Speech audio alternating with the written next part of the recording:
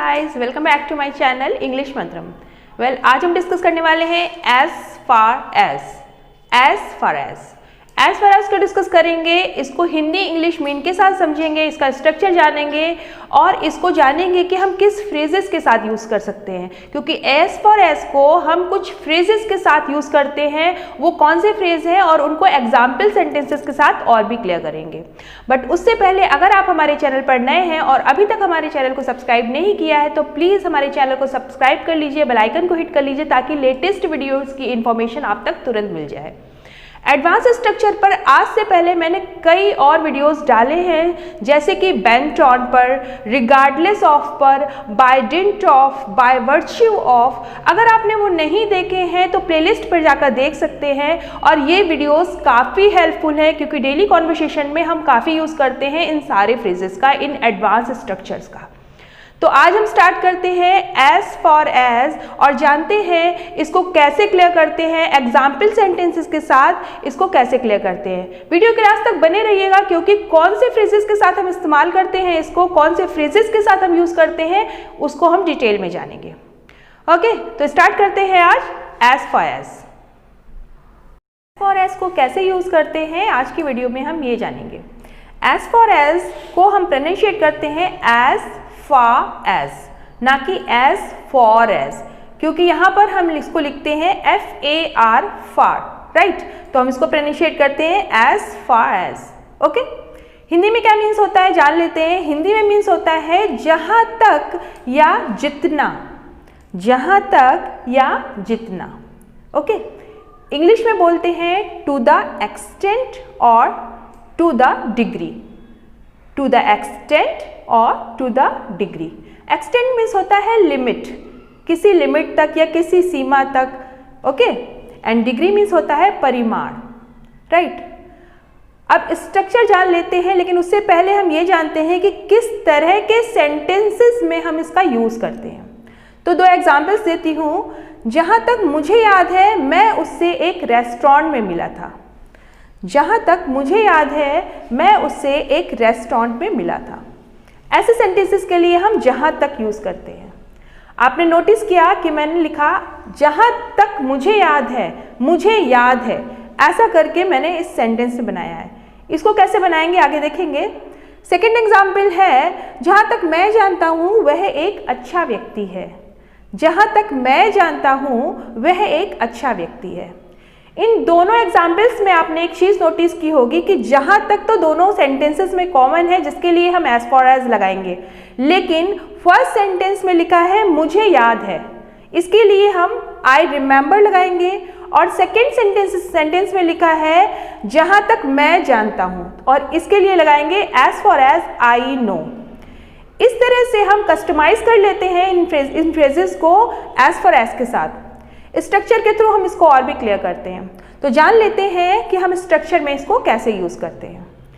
तो स्ट्रक्चर में हम सबसे पहले लगाएंगे एज फॉर एज, उसके बाद सब्जेक्ट, उसके बाद अगर आपको कहना है मुझे याद है तो आप रिमेंबर लगाएंगे, अगर आपको कहना है जानता हूँ तो आप नो लगाएंगे, अगर आपको कहना है जहाँ तक संभव है तो आप पॉसिबल लगाएंगे, अगर आपको कहना है जहाँ तक मेरा संबंध है तो आप रिलेट लगाएंगे, अगर आपको कहना है जहाँ तक मेरा सवाल है तब आप यहाँ पर कंसर्न लगाएंगे।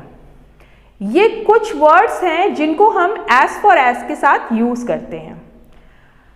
तो मैंने स्ट्रक्चर में बताया कि सबसे पहले आप एज फॉर एज लगाएंगे, फिर सब्जेक्ट लगाएंगे, जो भी सब्जेक्ट गिवन है वो आप सब्जेक्ट लगाएंगे। उसके बाद ये जो कुछ वर्ड्स अभी मैंने बोले, इन वर्ड्स में से जो आपको सेंटेंस बनाना है जिस तरह से वो लगाएंगे और उसके बाद अपना मेन सेंटेंस बोलेंगे। तो ये है स्ट्रक्चर। अभी मैंने जो कुछ वर्ड्स बोले उन वर्ड्स को और भी क्लियर कर लेते हैं स्ट्रक्चर के थ्रू। अगर हमें कहना है जहाँ तक मेरा संबंध है तो हम लिखेंगे as far as I relate. अगर हमें कहना है जहाँ तक मेरा सवाल है, as far as I am concern, क्योंकि आई के साथ एम लगता है तो आई एम कंसर्न लिखेंगे। जहाँ तक मैं जानता हूँ as far as I know, right. Subject हम चेंज कर सकते हैं। अगर मुझे कहना है जहाँ तक वह जानती है, as far as she know, इस तरह से हम सब्जेक्ट चेंज कर सकते हैं, राइट। इसी तरह से जहाँ तक संभव है, अब यहाँ पर क्या है, जहाँ तक संभव है, एज फार एज पॉसिबल, यहाँ पर सब्जेक्ट नहीं लगेगा क्योंकि सब्जेक्ट हिंदी में बोला ही नहीं है तो सब्जेक्ट लगेगा नहीं, एज फार एज पॉसिबल। तो ये कुछ फ्रेजेस हैं जिनके साथ हम एज फार एज को यूज करते हैं। जान लेते हैं इनको पूरे कंप्लीट सेंटेंस में कैसे बनाते हैं। तो हमारा पहला जो एग्जाम्पल था, जहाँ तक मुझे याद है मैं उससे एक रेस्टोरेंट में मिला था। जहाँ तक मुझे याद है, ये फ्रेज तो आप तभी यूज़ करेंगे जब आप किसी पास्ट के इंसिडेंट के बारे में बात करेंगे। जहाँ तक मुझे याद है, as far as I remember, मैं उससे एक रेस्टोरेंट में मिला था। I met him in a restaurant, right. जहाँ तक मुझे याद है मैं उससे एक रेस्टोरेंट में मिला था। As far as I remember I met him in a restaurant. हमारा सेकेंड एग्जाम्पल था, जहाँ तक मैं जानता हूँ वह एक अच्छा व्यक्ति है। As far as I know he is a nice person.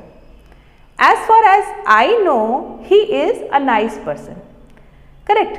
तो मुझे लगता है आपको समझ आ गया होगा कि जिस तरह से हम एज फार एज यूज़ करते हैं और कैसे इसको हम सेंटेंस में यूज़ करते हैं। कुछ और एग्जाम्पल्स के साथ इसको और हम क्लियर करते हैं अपनी नेक्स्ट स्लाइड में, ओके।